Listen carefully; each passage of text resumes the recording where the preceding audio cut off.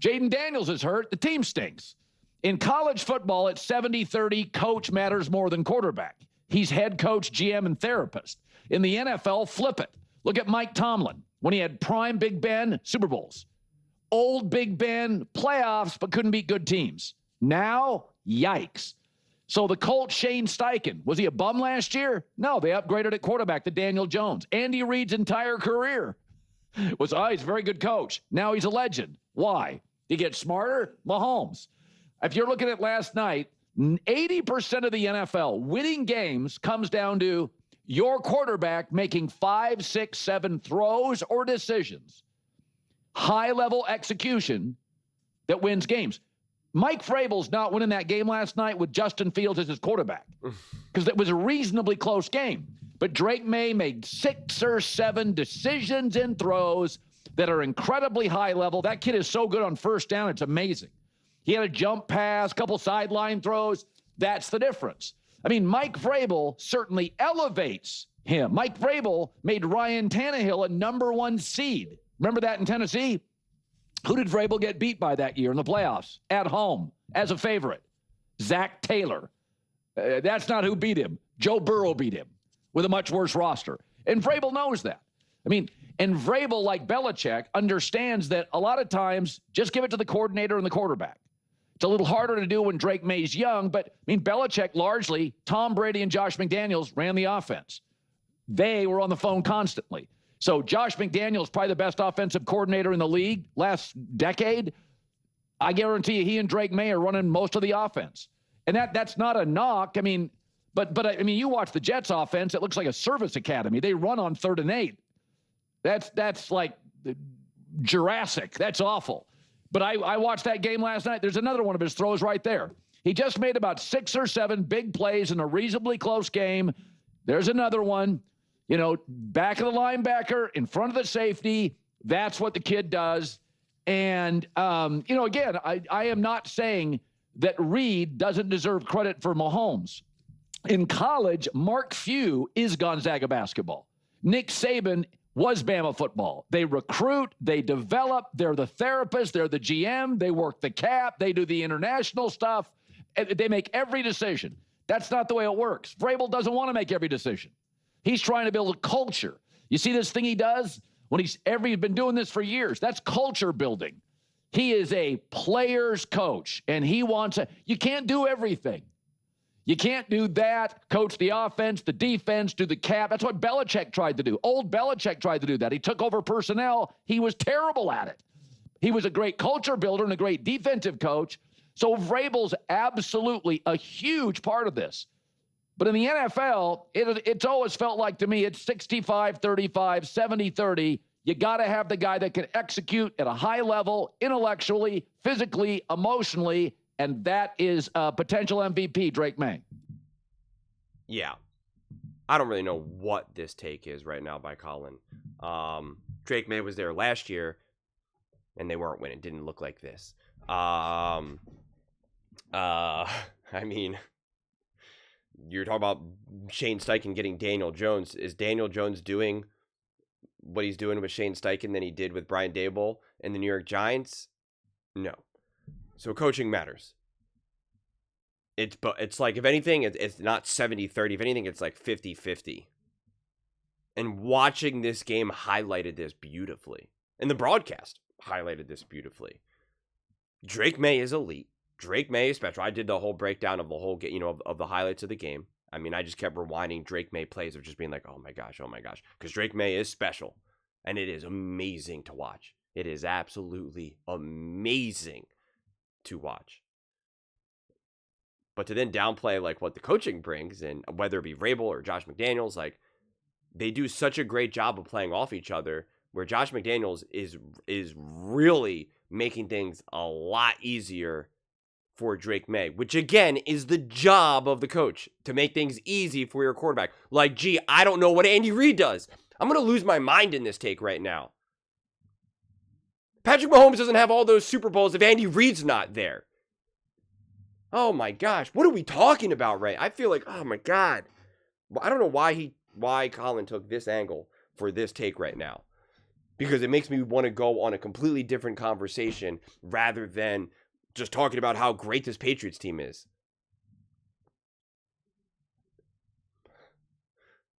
You need both. You need a great coach and a great quarterback.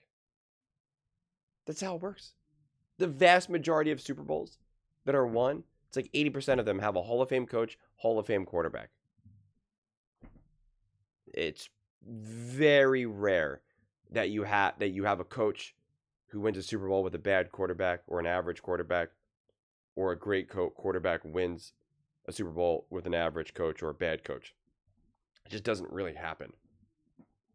It's just not the norm in the NFL. So, yeah, you watch this game, and that's why you should feel so great about the Patriots, because they have everything right now. They have all the boxes checked. Great coach, great quarterback, great culture, great coordinators, ascending roster. Like that, to me, that is the take. Now, I agree. You're not winning this game if you have Justin Fields as your quarterback or something. I totally hear that loud and clear. But that shouldn't downplay the impact that coaching has, and how Drake Maye's now been developed. And I don't know. This take really genuinely threw me off right now. I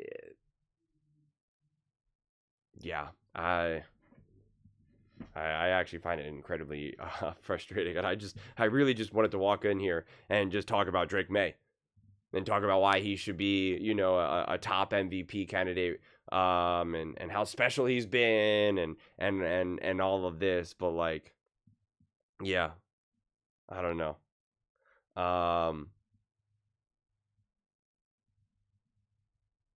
Yeah, Drake Maye had an awesome game.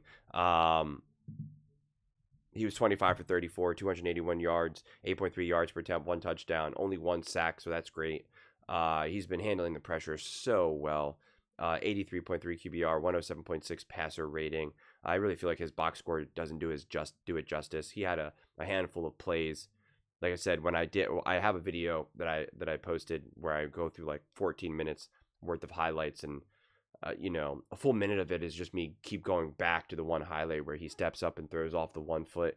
I mean, it's just his comfort around the pressure is just so high level.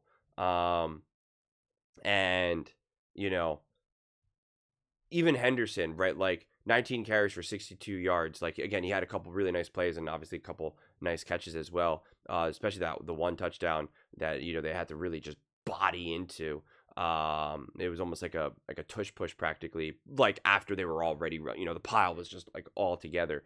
And yet again, this run game was never something that they were able to consistently and reliably utilize, and so much of it just falls on Drake's shoulders. But that's why it's been such a great balance between Josh McDaniels and Drake Maye. There's times that Matt Collins is wide open, Stephon Diggs is wide open, Hunter Henry, and then there's other times that Drake Maye is stepping up and making absolutely beautiful plays. So this was just a really high quality, clean game. And even though it was like close-ish at a time, it was really just kind of held together by Justin Fields' mobility. How much did he end up rushing for? Yeah, 11 carries for 67 yards. He definitely had a few really nice runs. I don't think Justin Fields played awful. Obviously not a great game either. It was a pretty standard Justin Fields game where you watch some moments where you're just like, man, can this guy be great? And then you watch another moment and you're like, oh, never mind. What are they doing with this guy? It was just how you feel every single time. And there was a couple drop passes that, could have had like a legitimate impact on this game. And so that's why it kind of continues to feed into the narrative that the Patriots haven't actually beaten anyone that's actually that good. And even looking at the Buffalo Bills, which is obviously their big claim to fame right now, you're just like, well, the Miami Dolphins, beat the Buffalo Bills. So no one's saying Tua and the Dolphins are a great team.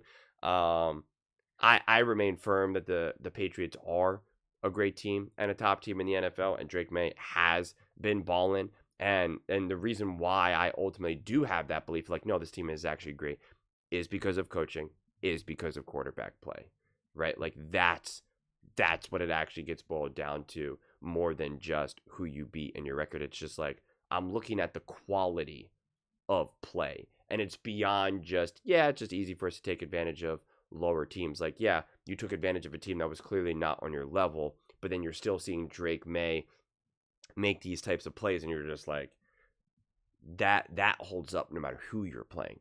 Whether you're playing the Chiefs, whether you're playing the Eagles, whether you're playing the Bills, whether you're playing the Colts, like whoever, that still holds up. And there's no sense of like, well, they just got to keep protecting Drake Maye, or it's like, no, you can apparently sack and hit Drake Maye like 150 times and it doesn't matter.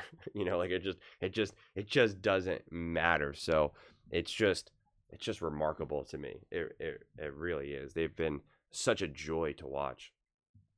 But those are just my thoughts. I'd absolutely love to hear yours. What do you guys all think about Drake Maye and the New England Patriots? Does Drake deserve MVP for Pat's turnaround? Do you think it's more about Drake Maye? You think it's about coaching? Do you agree with Colin, the 70-30 split? Let me know your thoughts in the comments below. I read every single comment, so whether you agree with me or disagree with me. Either way, let's get into some discussions. Let's get into some fights. But ultimately, let's just have some fun. And please do consider subscribing. We are building an amazing community here, and absolutely love to see you part of it. I want to build something that we all genuinely feel connected to. Something that we're really excited to be part of. I think we're well on our way to doing it. Please don't forget to give this video a thumbs up, as it really does help with the visibility and the algorithm. Thank you so much. See you next time.